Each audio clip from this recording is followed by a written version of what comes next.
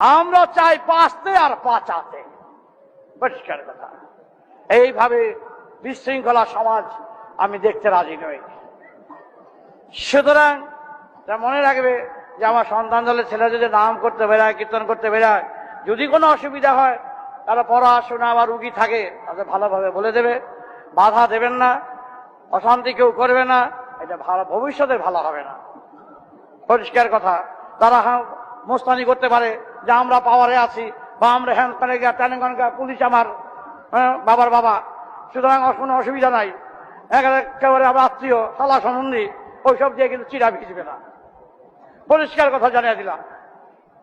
তারা তারা তাদের তারা তারা যেইভাবে কাজ করে করুক, তাদের শান্তির ব্যাঘাত করতে আমি রাজি নই আমরা। তারা যেন আমাদের কোনো ব্যাঘাত না জানান আমাদের কাছে। ওরে খোঁচায় তারে খোঁচায়, বাধা দিল, মাইক চালাবেন না, ফ্যান করবেন না, অসুবিধা হলে ভালোভাবে বলবে। এটা আমার অনুরোধ, তাদের বিশেষ অনুরোধ তাদের কাছে।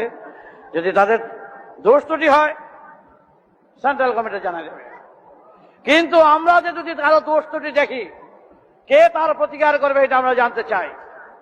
এইভাবে দোষ ত্রুটি চলছে চারিদিকে, বহু বহু।